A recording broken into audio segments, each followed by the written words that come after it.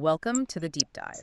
So, today we're looking at a foundational text. I mean, this is something millions of people around the world interact with every single day, and often, just as a ritual. Exactly. But we're going to recontextualize it completely. That's the mission. Our source material argues that Surah al-Fatiha is not a ritual at all. It's actually a high-level, mandatory sovereign governance protocol. That's right. And the core thesis here is that this daily apparition, as the sources call it, it establishes a very strict operational sequence. Okay, a sequence. What kind of sequence? It's that the governance framework, which is knowledge, that has to be fully and consciously established inside you, the learner, before operational execution or guidance can ever be generated. So knowledge first, then guidance. That right there already shifts the entire understanding. It does. We're looking at this through the lens of what the sources call the absolute divine governance equation, or ADGE. And in that framework, the surah is the foundational request from your cognitive essence, A worker for what? for alignment, with the entire sovereign governance system. Okay, let's ground this for everyone. The sources use a really powerful analogy. Yeah, the boot up sequence. Think of Al-Fatiha as the necessary, rigorous boot up sequence for a computer's operating system. Right. So if you want your software, your daily actions, your decisions, if you want any of that to run correctly, Then your head exams can't skip the fundamental steps. You have to load the kernel, which is the established order, and then initialize all those critical error correction protocols. and if you try to run your life without that successful boot up. The system guarantees a crash. It's designed to fail. That is a phenomenal analogy. It nails the necessity of sequence. You can't ask for execution before you've established authority. Okay, let's unpack this. Let's start at the beginning, establishing that authority. Precisely. The initial verses, they're not poetry. They're system architecture requirements. They move the conversation immediately past any sort of, emotional connection, and they establish with total clarity who's in charge. And the sources really zoom in on verse 1.4. Allah is identified as the sovereign of the day of established order. So when you break that down in governance terms, what's the critical lesson? The lesson is the confirmation of absolute authority over the mulk. And mulk is the comprehensive governance of all creation. That's the foundation. Okay, so you have to acknowledge that reality isn't arbitrary. It's not random. Not at all. It doesn't respond to chaos. It is governed by a very specific, highly detailed technical manual for cognitive and systemic order. So verse 1.4 isn't just a statement of majesty or power. Yeah. It's a technical declaration. An established non-negotiable order exists, and that order is the precondition for everything else. Exactly. The order is established, the framework is loaded, Yeah. and that established order immediately requires a response from the agent, from the Which edit are- response. If you accept the operating system, well, the system then demands you surrender operational control to it. And that's the pivot, isn't it? That's the move into operational execution. It brings us right to verse 1.5, which is often seen as the core of Islam, or ceding authority. Yes. This verse is the ultimate cognitive commitment.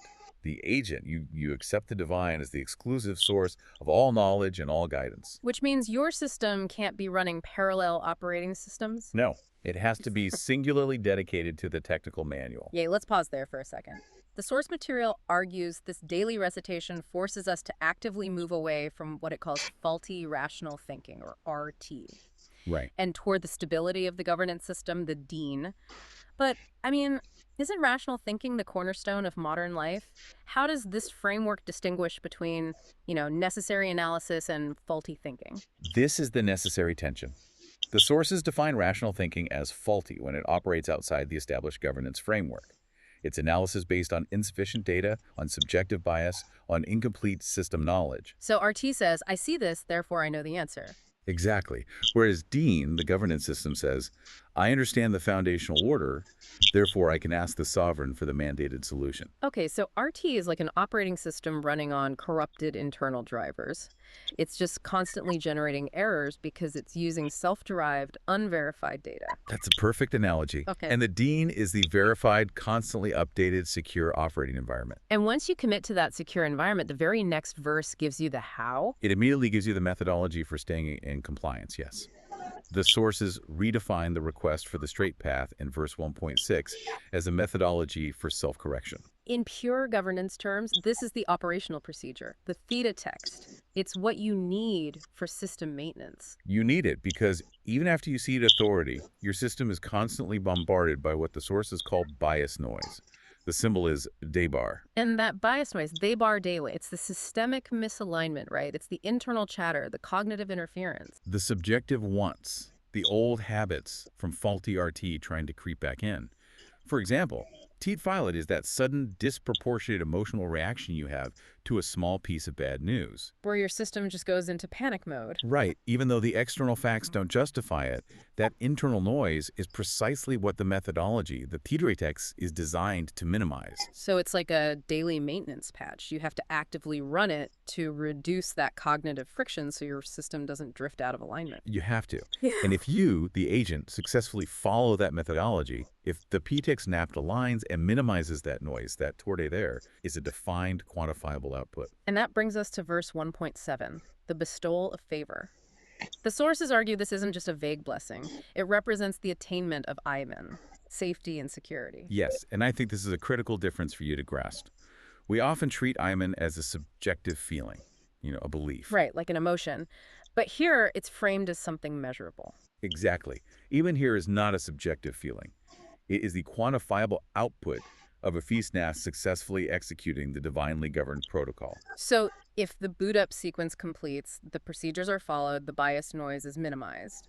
The system rewards you with Iman, with absolute systemic integrity and safety. So the state of Iman immediately distinguishes a successfully aligned system from one that's in a state of systemic loss. Or failure is the difference between a secure server and one that's been compromised by a virus. And this is why the recitation has to be mandatory. It's the daily confirmation of that systemic integrity. It ensures the feastant's ready to interact with the broader reality. That's the perfect segue. So if our local system is running correctly, how does that internal state, whether success or failure, actually interact with the external world? We have to connect this protocol to the macro system, to the framework of apparitions. Indeed. The core principle of the ADGE is that the universe itself is an apparition. And this is a crucial distinction to make. Because the external world doesn't respond to your emotional wants or attempts at manifestation. No, which are usually based on that faulty RT we were talking about. Instead, the universe responds directly to the stated development of your NAFs, your state of alignment. So the universe is basically a giant personalized teaching machine.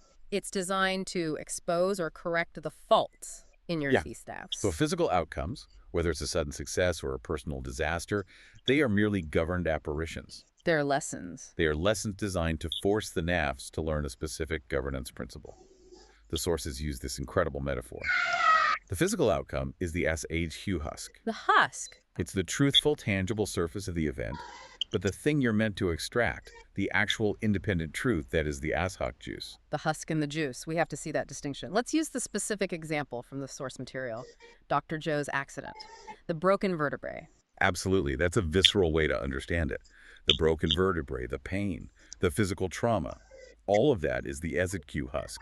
It's truthful because it happened. But it's not the actual lesson. It's not the point. It's not the alhak juice. So what was the juice in that scenario? The juice was the realization that his cognitive essence was not aligned.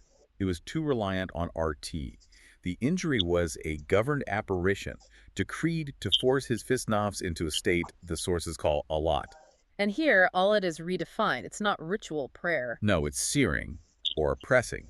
The severity of the injury was the necessary force required to get his system to reboot. Searing. That's a radical, almost violent word choice compared to focus or meditation. Why do the sources insist on a term like searing? Because the process required to get the juice from the husk is not passive. It requires cognitive friction. Searing implies intense, focused, sustained pressure. The kind of pressure needed to force an agent to abandon ingrained habits of faulty thinking. Exactly. It's the disciplinary action required for the FETEX NAFs to enter a state of what the sources call balanced entanglement. And balanced entanglement is that intense cognitive focus. Like tuning a really complex radio dial to one single precise frequency. To remove the bias noise. Yeah. To get belay bar to approach zero. To achieve that 0-point cognitive clarity. So when the NAF successfully sears and aligns, The governing system responds with the required apparition, the outcome, the healing, whatever is needed. Yes. But that alignment is incredibly difficult to sustain, and that's because we're dealing with a very precise governance vocabulary. Right. Which brings us to the ultimate difficulty of the protocol communication. The sources stress you need the correct linguistic framework. We have to distinguish between mere language, which is lisan, and Abrahamic locution, Milat Ibrahim. And the differences. The first, lisan, is fluid, context-dependent, easily corrupted. The second, the locution, is fixed, it's rigorous, it's precise, it's the language of the technical manual. So, how does the protocol ensure we're using that fixed, precise terminology? The sources explain that the Quran preserves the fixed semantics of these words by placing them within the context of stories.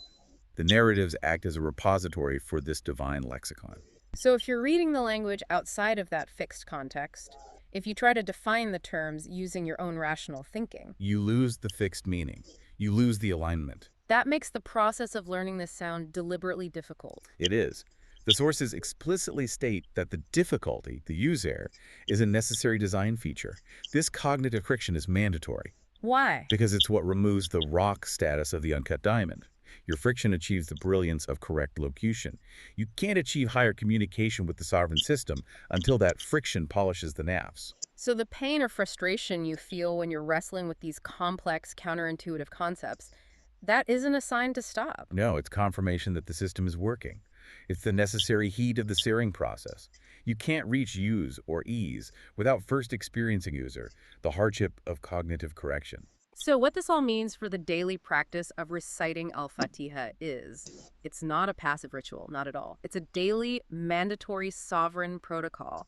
It's a moment of intense cognitive friction designed to actively extract your fitex nath from systemic misalignment, the darkness of chaotic RT, and establish it in the operative governance of light. It's your daily boot up and system check. And we've established that this principle of hardship, is necessary to achieve use or ease. That hardship is the process of polishing the uncut diamond of your naves. And this foundational governance principle, it applies to every single attempt you make to acquire true knowledge and clarity. So, here is our final provocative thought for you, the learner. Think about the resistance you feel, that frustration or the discomfort you experience when you're truly engaging with difficult concepts that challenge your existing rational thinking. That friction is the USR necessary for your navs to abstract the explicit governance terminology. Are you treating that difficulty as a problem to be avoided, or are you embracing it as the necessary friction for your inner uncut diamond to gain the brilliance required for higher communication with the sovereign governance system? The alignment begins when you accept the friction.